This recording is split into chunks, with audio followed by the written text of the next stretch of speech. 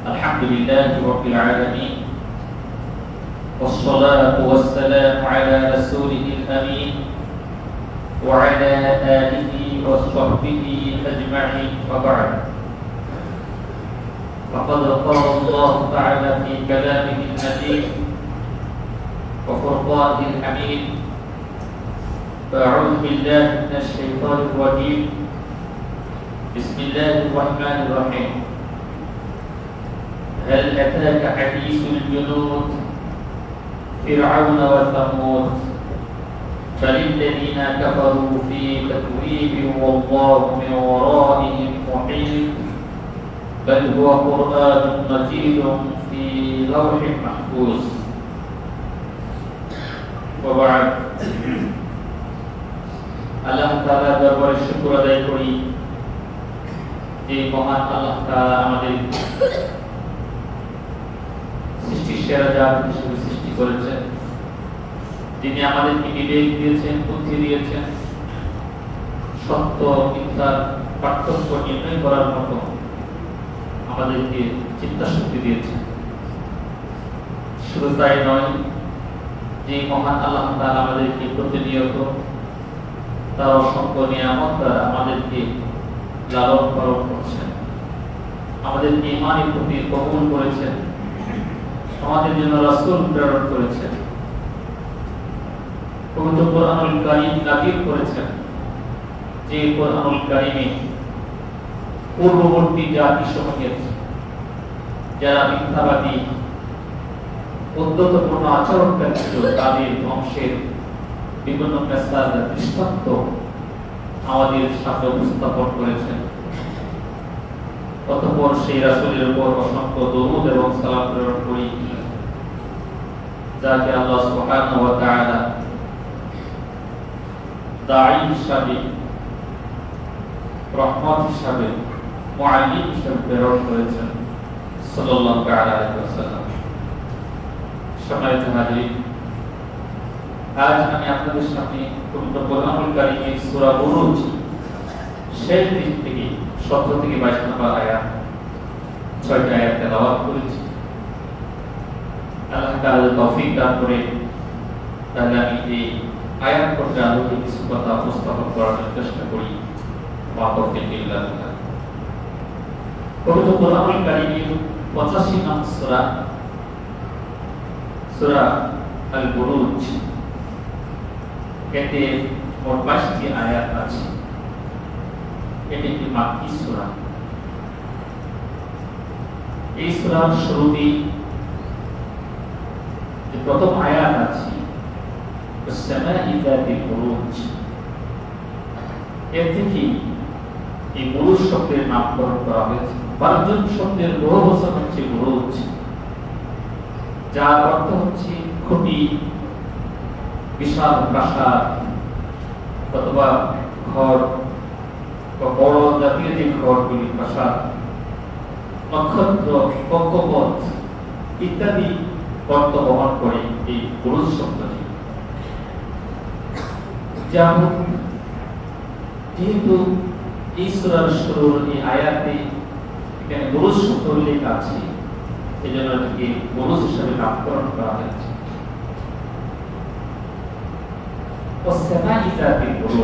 শুরুতেই বলা হয়েছে, মানে এমন আসমান যেটা বুরুজ বিশিষ্ট আসমান, যেখানে অসংখ্য তারকা, নক্ষত্র, গ্রহ এগুলি শোভা পায়। যে আসমানকে সুদর্শন করা হয়েছে আল্লাহ তাআলার অসংখ্য এই সৃষ্টির মাধ্যমে, এবং যে আসমানের দিকে তাকিয়ে একজন চিন্তাশীল ব্যক্তি চিত্ত, সে তার গবেষণার খোরাক খুঁজে পায়।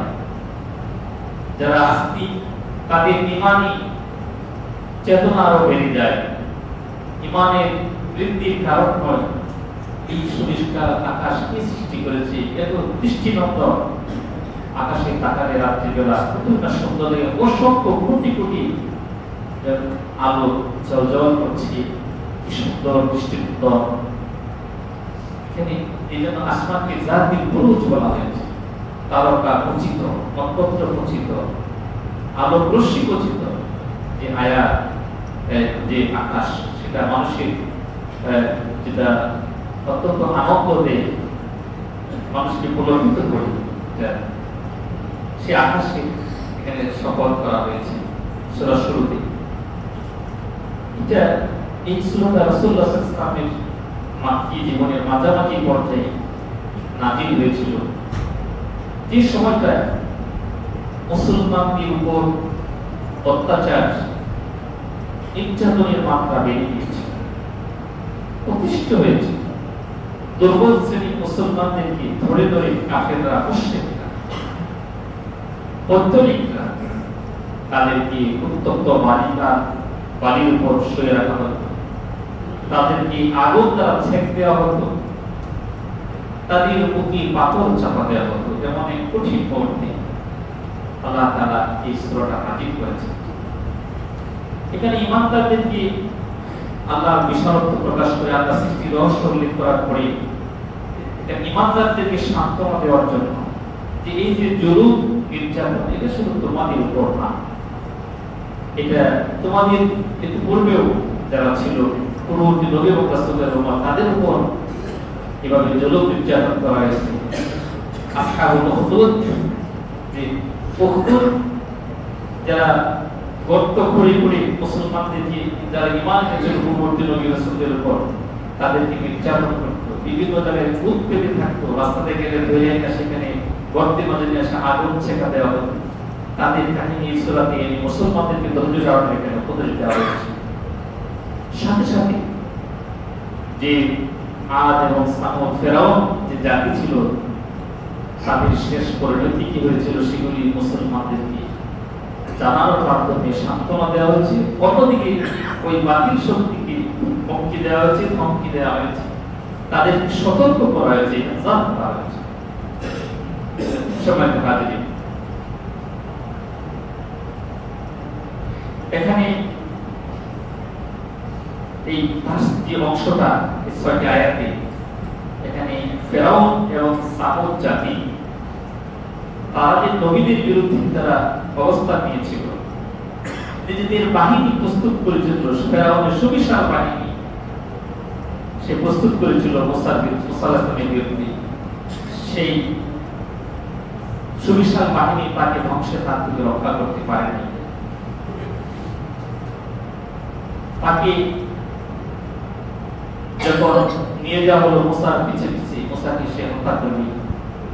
মুসা আলাইহিস সালাম বিশাল সুবিশাল রাস্তা দিয়ে পার হয়ে গেলেন, কিন্তু তার বাহিনী মুসার কিছু অনুসরণ করলো, কিন্তু শেষ পর্যন্ত মুসা আলাইহিস সালাম দরিয়া পার হয়ে গেলেন, তার উম্মত সহ মুসলমানরা, ঈমানদাররা পার হয়ে গেলেন। তাকে সেখানে সমুদ্রের ভিতরে দরিয়ার মধ্যে ডুবিয়ে তার সেনাবাহিনী সহ হত্যা করা হলো, তাকে তারা নিহত হয়ে। এই যে তার বাহিনী তো তাকে রক্ষা করতে পারল না। এই যে ধ্বংসের যে কারণ ছিল তাদের, এবং সত্যের বিরুদ্ধে তাদের যে অবস্থান ছিল, তারা যে বেশি অত্যন্তপূর্ণ আচরণ করেছিল, তারা যে জালেমের ভূমিকায় তারা অবতীর্ণ হয়েছিল, তার শোচনীয় পরাজয় এখানে এই কয়েকটি আয়াতে আল্লাহ তাআলা এখানে উল্লেখ করেছেন। সম্মানিত হাজিরিন, আজকের দিনেও সারা বিশ্ব জুলুম আর জুলুম দেখছি। আজকে বাতিল শক্তি, আজকে খুবই কষ্টদায়ক যে গতকাল এই ফিলিস্তিন, তারা একটা দিবস পালন করছিল, ওই ফিলিস্তিনিরা যে তাদের উপর যে নির্যাতন করা হয়েছিল 15 মে, এই দিনটা তারা স্মরণ করছিল। সেই মুহূর্তে আবার ইহুদিরা সেই নারী শিশু সহ প্রায় 150 নারী শিশু তারা শহীদ করে দিয়েছে। এইভাবে এই যে জুলুম চলছে, এর পরিণতি অবশ্যই একটা হবে, তাদের জন্য অপেক্ষা করছি। কারণ যুগে যুগে কোরআনকারী এই আয়াতগুলি আমাদেরকে জানিয়ে দিচ্ছে যে এই পরিণতি বর্তমানেও যারা এরকম বেশি বাড়াবাড়ি করে তাদের পরিণতি ভালো হয় না, এবং বিভিন্ন জায়গায় আমরা দেখাচ্ছি। আল্লাহ আমাদেরকে দেখিয়েছেন যে বর্তমানেও যারা এরকম করে তাদের কি পরিণতি হয়েছে। এখানে আল্লাহ তাআলা বলছেন যে হাল আতাকা হাদিসুল জুনুন ফিরআউন ওয়া সামুদ। হে নবী, আপনার কাছে কি ওই বর্ণনা আসেনি, ওই বর্ণনাকে আপনার জানা নেই যে হাদিসুল জুনুদ ওই সৈন্যবাহিনীর ঘটনা যারা ফেরাউন প্রস্তুত করেছিল, ফেরাউনের সৈন্যবাহিনী, সেনাবাহিনী, সুবিশাল বাহিনী গঠন করেছিল, প্রস্তুত করেছিল ইসলামের বিরুদ্ধে, মুমিনদের বিরুদ্ধে। সামুদ এবং সামুদ জাতির ঘটনা, যারা মুসলমানদের নির্মূল করার জন্য তাদের কাজ ছিল, সেই এই ঘটনাগুলি আল্লাহ তাআলা এনে এখানে একদিকে মুসলমানদের সান্ত্বনা দিয়েছেন, ঈমানকে মজবুত করেছেন, অন্যদিকে বাতিলদেরকে মনোবল ভেঙে দেওয়ার জন্য এই ঘটনাগুলি আল্লাহ তাআলা এনেছেন। তবে কোরআনুল কারীম যে এই ঘটনা বা ইতিহাস এইগুলি এনেছেন, তাই বলি কোরআন শরীফ কোনো ইতিহাসের গ্রন্থ নয়। কোরআনুল কারীমে কোথাও কার জন্ম কখন, মৃত্যু কখন, এইগুলি আল্লাহ তাআলা কখনো উল্লেখ করে নাই। তবে যে ঘটনাগুলি আল্লাহ তাআলা এনেছেন এগুলি নির্ভুল ঘটনা, এবং এগুলি প্রত্যেকটা পিছনে আল্লাহ তাআলার উদ্দেশ্য হচ্ছে যে যারা ঈমানদার তাদের ঈমানকে আরো শানিত করা, যারা জালেম, যারা আল্লাহকে অস্বীকার করে, যারা সত্য বিরোধী, তাদেরকে সাবধান করা। অন্য এক জায়গায় আল্লাহ তাআলা বলেছেন ওমা কুনতা বিজানিবিল গারবি, আরেকটা ইতিহাস আল্লাহ তাআলা এনেছেন মুসা আলাইহিস সালামের সাথে যে ঘটনা আল্লাহ তাআলা ঘটেছিল। ওমা কুনতা বিজানিবিল গারবি, আপনি পশ্চিম পাশে ছিলেন না। ইজ কাদাইনা ইলা মুসা আমরা যখন আল্লাহ তাআলা মুসা আলাইহিস সালামের উপর নির্দেশনা নাযিল করে, ওহী নাযিল করলেন, তখন আপনি পাহাড়ের তুর পর্বতের কাছে তখন ছিলেন না। কিন্তু আল্লাহ আপনাকে জানিয়ে দিয়েছেন পূর্ববর্তী নবী রাসূলদের পরিণতি, তাদের দাওয়াতের যে কার্যকলাপ কেমন ছিল, বাতিলরা তাদের সাথে কেমন আচরণ করেছে, আল্লাহর পক্ষ থেকে সাহায্যের মাধ্যমে নবীদেরকে কিভাবে সাহায্য করা হয়েছে, এগুলি আল্লাহ তাআলা উল্লেখ করে আমাদেরকে তাদের শিক্ষা নেওয়ার জন্য এখানে আল্লাহ তাআলা এই বর্ণনা করেছেন। আল্লাহ বলছেন ওমা কুনতা বিজানিবিল গারবি, আপনি ওই পাহাড়ের পশ্চিম পাদদেশে ছিলেন না। ইস কাদাইনা ইলা মুসা আমরা যখন আল্লাহ তাআলা মুসা আলাইহিস সালামের উপর ওহী নাযিল করলেন, ওমা কুনতা মিনাশ শাহিদিন, আর আপনি সেখানে প্রত্যক্ষদর্শী ছিলেন না, কিন্তু আল্লাহ এগুলো জানিয়ে দিয়েছেন। অন্য এক জায়গায় আল্লাহ তাআলা বলেছেন আম কুনতুম শুহাদা, তোমরা কি উপস্থিত ছিলে ইযা হাদারা ইয়াকুব আল মাউত, যখন ইয়াকুব আলাইহিস সালামের মৃত্যুর সময় ইন্তেকালের সময় আসলো, মালাকুল মউত যখন আসলো, ইসকালা লি বানিহি, যখন তিনি তার সন্তানদের ওসিয়ত করছিলেন, না তা'বুদুনা মিন বা'দি, তোমরা আমার পরে কার বন্দেগী করবে, দাসত্ব করবে, গোলামি করবে। ক্বালু, তখন তারা বলেছিল, তার সন্তানেরা বলেছিল, না'বুদু ইলাহাকা ওয়া ইলাহা আবাইকা ইব্রাহিম, আপনার ইন্তেকালের পরে আমরা আপনার একমাত্র যিনি প্রভু তাকে আমরা গোলামি করব, তার দাসত্ব আমরা করব, এবং আপনার পুরুষ যারা ছিলেন ইব্রাহিম, ইসমাঈল, ইসহাক, একমাত্র প্রভুর আমরা গোলামি করব। ওয়া নাহনু লাহু মুসলিমুন, আমরা আনুগত্যশীল হয়ে আমরা জীবন যাপন করব। এই সমস্ত ঘটনাগুলি আল্লাহ সুবহানাহু ওয়া তাআলা পবিত্র কোরআনুল কারীমে নিয়ে এসেছেন। এখানে আলোচিত আয়াত আমি পড়লাম যে হাদিসুল হাদিসুল জুনুদ ফিরআউন ওয়া সামুদ। এখানে এই আয়াত এই দুটিতে আল্লাহ তাআলা যে ফিরআউনের সেনাবাহিনী যেটা কোনো কাজে আসলো না, এবং সামুদ জাতির বাহিনী সেটাও কোনো তাদের কাজে আসে নাই, সব কিছু আল্লাহ তাআলা ধ্বংস করেছেন, আল্লাহ তাআলা তাদের কঠিন পরিণতির সম্মুখীন করেছেন। এর পূর্ববর্তী ফেরাউন ছিল, কারণ ছিল, হামান, প্রত্যেকের পরিণতি একই হয়েছিল, যারা ইসলামের বিরুদ্ধে যারা অবস্থান নিয়েছিল। আল্লাহ তাআলা এরপরে বলেছেন অন্য আরেক জায়গায়, আলাম তারা কাইফা ফাআলা রাব্বুকা বিআদ, আপনি লক্ষ্য করেন নাই কাইফা ফাআলা রাব্বুকা বিআদ, আদ জাতির প্রতি আল্লাহ তাআলা আপনার রব কিরকম আচরণ করেছেন। ইরাম যাতিল ইমাদ, এবং ইরাম জাতি যারা বিভিন্ন স্থাপত্য শিল্পী অনেক তারা উন্নত ছিল, তারা অনেক সুন্দর সুন্দর তারা বাড়িঘর তারা নির্মাণ করেছিল, অট্টালিকা নির্মাণ করেছিল, তারা পারদর্শী ছিল। সবকিছু আল্লাহ তাআলা ধ্বংস করে দিয়েছেন। আল্লাহ তার কোরআন বলছে তারা এমন উন্নত শিখরে তারা উপনীত হয়েছিল যে পৃথিবীতে এরকম আর দ্বিতীয় হয় নাই। তাহলে কোরআন বলছে এরকম। কারণ আমরা যে বর্তমানে অনেক আধুনিক কিছু দেখি, তাহলে এই আয়াত দ্বারা বোঝা যায় এর চেয়ে অনেক কিছু অতিবাহিত হয়ে গেছে, অনেক কিছু ধ্বংস করে দিয়েছেন আল্লাহ তাআলা। ইরাক জাতি এত পারদর্শী, তারা অট্টালিকা সুন্দর, তারা দৃষ্টিনন্দন অট্টালিকা তারা নির্মাণ করেছিল, তাদেরকে আল্লাহ তাআলা দর্শন করেছে, সব নির্মূল করে দিয়েছে। সামুদ জাতি যারা পাহাড় কেটে কেটে তারা সেখানে সুন্দর সুন্দর তারা অট্টালিকা তারা নির্মাণ করেছিল, পাথর কেটে তারা বিভিন্ন কুঠুরি বানিয়েছিল, অট্টালিকা বানিয়েছিল। এবং ফিরাউন তাকে আল্লাহ তাআলা ধ্বংস করেছেন, যে বিশাল সেনাবাহিনীর সে অধিকারী ছিল। এগুলি আল্লাহ তাআলা ইতিহাস এখানে কোরআন কারিমে বর্ণনা করেছেন, সেই মুসলমানদেরকে এর থেকে শিক্ষা নেওয়ার জন্য, এবং যারা ইসলামের বিরুদ্ধে তাদেরকেও শিক্ষা নেওয়ার জন্য এখানে আল্লাহ তাআলা এই কারণগুলি বর্ণনা করেছেন, এই ইতিহাসগুলি বর্ণনা করেছেন। পবিত্র কোরআন কারীম যদি গবেষণা করা যায়, তাহলে দেখা যায় এখানে পরবর্তী জাতিসমূহের যে ধ্বংসের তার মূল তিনটা কারণ পবিত্র কোরআন কারীমে উল্লেখ করা হয়েছে। এক নম্বর কারণ হচ্ছে সীমা লঙ্ঘন। যে জাতি বেশি সীমা লঙ্ঘন করবে, এই যে আমাদের দেশে যে সরকার ছিল, অতীতে যে সরকার মিলিয়েছে, বিভিন্ন স্বৈর শাসক গিয়েছে, এরা কিন্তু সীমা লঙ্ঘন করেছে সবাই। এটা আমাদের দেশের কথা আমরা বলি, বহির্বিশ্ব তো আছেই। এই যে সিরিয়াতে যে আসাদ বাহিনী কিভাবে নির্মূল হয়ে গেছে, বাংলাদেশে অনেক সরকার মিলিত, কারণ নির্দিষ্টভাবে আমি বলতে চাই না, তবে অতীতে তো অনেক কিভাবে তারা সীমা লঙ্ঘন করেছে। এই সীমা লঙ্ঘন করার কারণে অতীত জাতি যেমন ধ্বংস হয়েছে, বর্তমানেও যারা সীমা লঙ্ঘন করবে, এই সীমা লঙ্ঘনের রাস্তাকে যারা গ্রহণ করে নেবে, তাদেরকেও আল্লাহ তাআলা সেভাবে ধ্বংস করবে। এই কোরআন কারীম শুধু সেই রাসূলের উপর অবতীর্ণ করেছেন, সেই সময় এগুলি কার্যকর ছিল, আর এখন কার্যকর না, বিষয়টা এরকম না। সবকিছু কোরআন কারীমে আল্লাহ তাআলা বলে দিয়েছেন। এবার আমরা শিক্ষা গ্রহণ করতে পারি।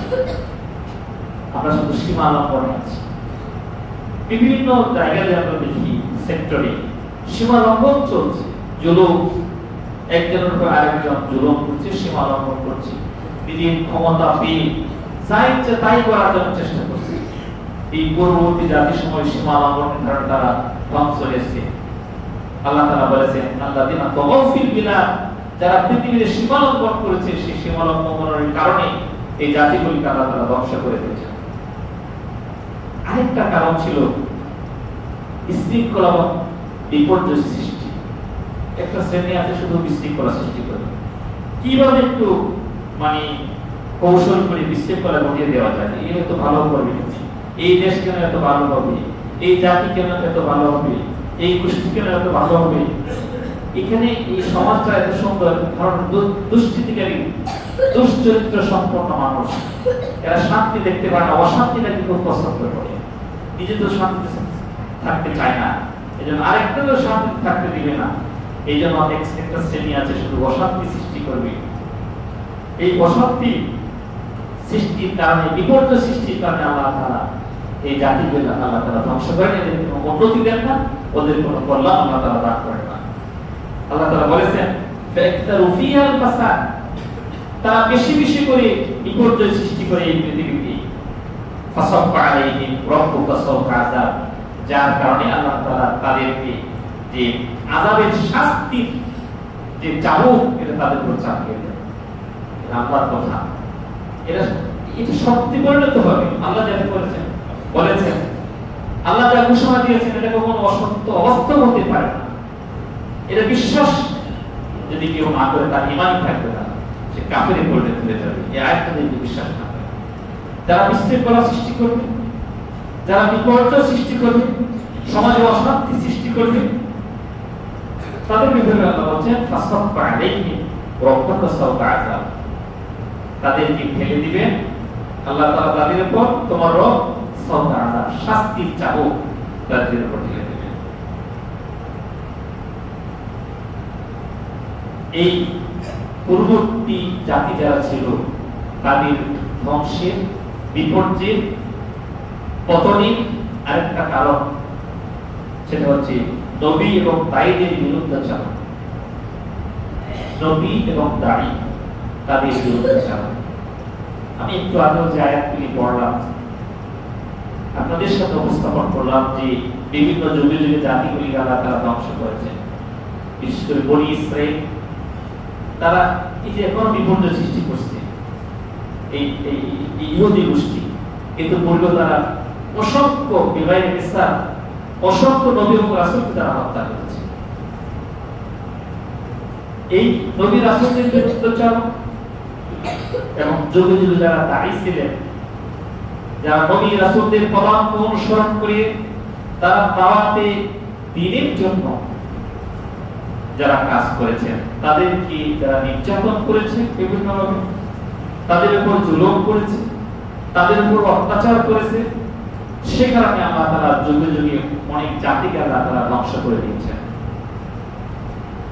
আল্লাহ তাআলা এটা অন্য আরেক জায়গায় বলেছেন সূরা তাওবাতে, ألم تر يأتيهم نبأ الذين من قبلهم قوم نوح وعاد وثمود وقوم لوط وقوم إبراهيم وأصحاب مدين والمؤتفكات أتتهم رسلهم بالبينات فما كان الله ليظلمهم ولكن كانوا أنفسهم يظلمون ألم يأتيهم তাদের কাছে কি আসে নাই নাবাউল্লাযীনা মিন ক্বাবলিহিম, তাদের পূর্ববর্তীদের সংবাদ, তাদের খবর কি তাদের কাছে আসে নাই পূর্ববর্তীদের পরিণতি সম্পর্কে?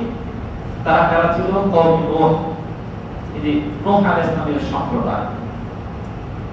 তারা এমন অত্যাচার করল নবীর উপর, স্পষ্ট আল্লাহ তাআলা বলে দিলেন তুমি কিস্তি বানাও, তোমার উম্মতদেরকে নিয়ে নৌকাতে উঠো, বাকিদের সব আল্লাহ তাআলা পানিতে ডুবাই ধ্বংস করে। এটা প্রসিদ্ধ ঘটনা, আপনারা সবাই জানেন।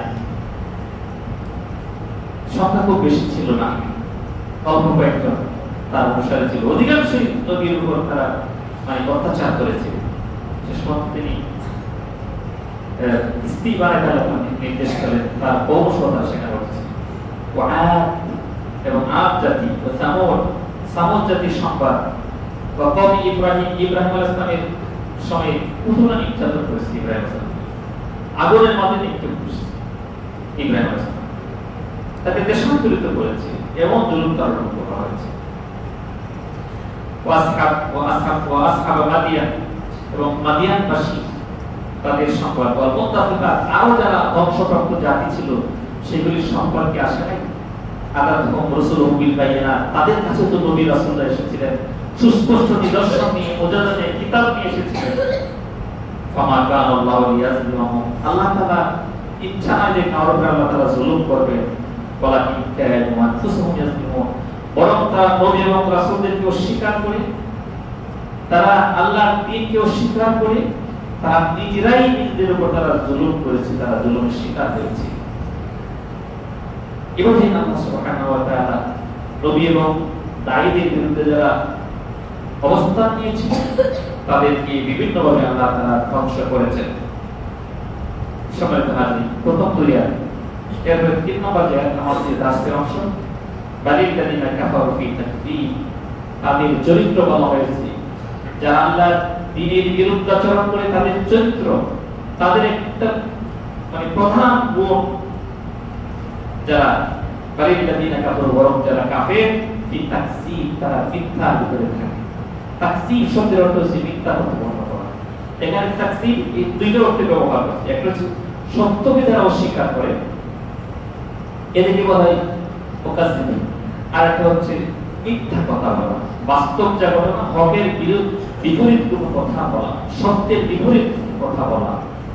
এটা কার্যক্ষেত্রে, কর্মক্ষেত্রে মিথ্যা হতে পারে, তো এটাই বেশি বিশুদ্ধ কথা এখানে। আর হচ্ছে সত্যকে যারা অস্বীকার করে। দুইটা অর্থ এখানে প্রযোজ্য, তবে প্রথম অর্থটা বেশি প্রযোজ্য যে মিথ্যা। ওদের চরিত্র হচ্ছে মিথ্যার উপর, ওদের জীবনটাই মিথ্যার উপর গঠন করা হয়েছে। যারা কাফের, মুশরিক, দ্বীনের প্রতি যারা বাধা সৃষ্টি করে তারা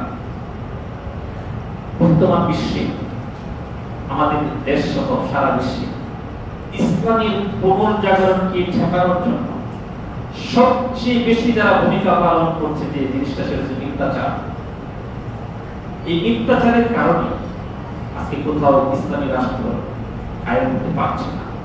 কারণ আমার বাতিল শক্তি, এর আগে রাসূলের জামানায় যারা মিথ্যাচার করত, এখনো যারা আছে এমন মিথ্যা কথারা পারদর্শী, আজকে এই মিডিয়ার যোগে বিভিন্ন অনলাইন বলেন, ইউটিউব বলেন, বিভিন্ন চ্যানেল বলেন, এই হোয়াটসঅ্যাপ বলেন, সব মিথ্যাগুলি যদি ছড়ায় দেওয়া হয়, মানে দাঁড়িয়ে রাখি টুপি রাখি সে জঙ্গিবাদ।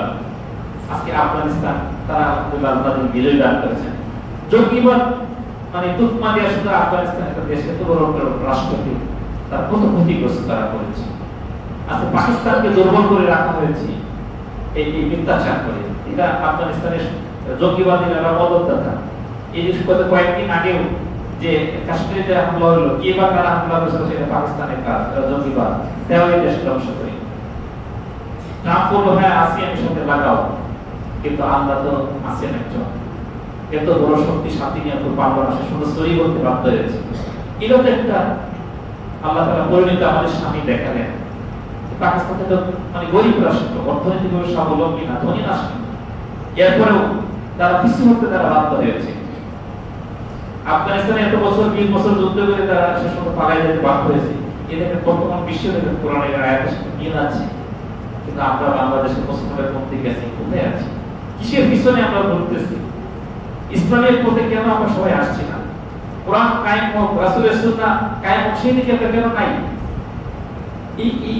এই ইতিহাস পড়ি, কোরআনের এই কাহিনীগুলি আমাদের সামনে রেখে আমাদের সিদ্ধান্ত নেওয়ার সময় আসছে। বাতিলরা তারা মিথ্যার উপর আছে।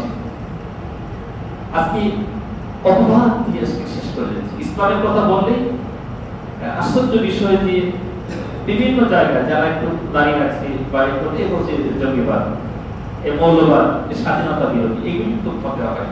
এটা মিথ্যা, মিথ্যা ছাড়া কিছু। আমাদের দেশে অনেকগুলো ইসলামী নেতাকে ফাঁসি দেওয়া হয়েছে, সম্পূর্ণ বাংলাদেশ সাজানো হয়েছিল মিথ্যাচারের উপর, শুধু মিথ্যাবাদ।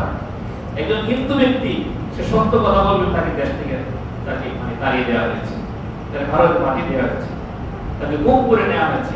মিথ্যার উপর শুধু এই মানে আমাদের সমাজ, আমাদের দেশ, এইগুলি সারা বিশ্ব এই বাতিলদের কারণে এইভাবে চলছে। এটা কাফেরদের একটা চরিত্র। এরপরে আল্লাহ বলছেন, আল্লাহু মিন ওয়ারাইহিম মুহীত, যত মিথ্যাচার তোমরা করো, যত দুষ্কর্ম তোমরা করো, ইসলামের বিরুদ্ধে অবস্থান করো, তোমাদের এই সকল কর্মকাণ্ড আল্লাহ তাআলা এগুলি বেষ্টন করে রেখেছেন। তোমাদেরকে আল্লাহ তাআলা ছেড়ে দিবেন না, সময় মতো আল্লাহ তাআলা সেটা সুযোগ মতো আল্লাহ তাআলা তোমাকে উচিত শিক্ষা আল্লাহ তাআলা দিয়ে দিবেন। যারা আল্লাহু মিন ওয়ারাইহিম মুহীত, তাদেরকে বেষ্টন করে আছেন আল্লাহ তাআলা সার্বক্ষণিক তাদের কর্মকাণ্ড সম্পর্কে। অন্য জায়গায় আল্লাহ বলেছেন, আমিনা আহলুল কুরা, এই সমস্ত অধিবাসীরা তারা কি লক্ষ্য করে দেখে না যে তারা ঘুমন্ত অবস্থায় আছে, আমার কোন শাস্তি আযাব তাদের উপর চলে আসে বা চলে এসেছে, এগুলি তারা লক্ষ্য করে না। এরপর আল্লাহ তাআলা বলেন সর্বশেষ আসিদাসের অংশে, বাল্লাহু কুরআন মাজিদুন ফি লাওহিল মাহফুজ, আল্লাহ তাআলা সর্বশেষ এখানে এই ইসলামী আন্দোলনকে পরিচালনা করার জন্য রাসূলের উপর যে বিধানটা নাযিল করেছেন কোরআনুল কারীম, এই কোরআনুল কারীমের শ্রেষ্ঠত্ব আল্লাহ তাআলা বর্ণনা করে এই সূরাটা শেষ করেছেন। বরং এই কোরআন হচ্ছে পবিত্র কোরআন, মর্যাদাপূর্ণ কোরআন। এই কোরআনে কোনো সন্দেহ নাই, এই কোরআনে কোনো খারাপ কথা নেই, শুধু ভালো আর ভালো। এই কোরআন পরিপূর্ণ। এই কোরআন হচ্ছে সত্যের প্রতি আহ্বানকারী, হেদায়েতের প্রতি আহ্বানকারী। এই লাওহুল মাহফুজ এবং এই কোরআন কারীম লাওহুল মাহফুজে আল্লাহ তাআলা সংরক্ষণ করে রেখেছেন। ইন্না নাহনু নাযালনা যিকরা ওয়া ইন্না লাহু লাহাফিজুন। আল্লাহ বলেন, এই কোরআনকে আমি এই জিকিরকে নাযিল করেছি, এর হেফাজতের দায়িত্ব আমি গ্রহণ করেছি। পৃথিবীতে কোনো মানুষ এই কোরআনের সমকক্ষ কোনো বাণী দ্বারা আবিষ্কার করতে পারেনি। আল্লাহ তাআলা ওনারে যে ঘোষণা করেছেন, জিন এবং মানব জাতি একত্রিত হয়ে কোরআনের অনুরূপ একটি আয়াত, অনুরূপী কোরআন রচনা করার জন্য তাদেরকে বলা হয়, চ্যালেঞ্জ করা হয়েছিল। কিন্তু তারা বলা হয়েছে, একজন একজন সহযোগিতা যাবে, তাহলে কোরআনের মতো অনুরূপ একটি বাণী তারা আবিষ্কার করতে পারে না। কোরআন আলোচনা করতে পারিনি। সময় হাজির, আসুন আমরা এই হায়াতের থেকে শিক্ষা নিই। প্রতি জাতিসমূহ যেভাবে ধ্বংস হয়েছে তাদের পরিণতি আমাদের না হোক। আমরা এই কোরআন কারিমকে ধারণ করি, রাসূলের আদর্শকে ধারণ করি, দিনের প্রতি আমরা আরো বেগবান হই, অগ্রসর হই। আল্লাহ তাআলা আমাদের তৌফিক দান করুন। ওয়া সাল্লাল্লাহু আলা মুহাম্মাদ ওয়া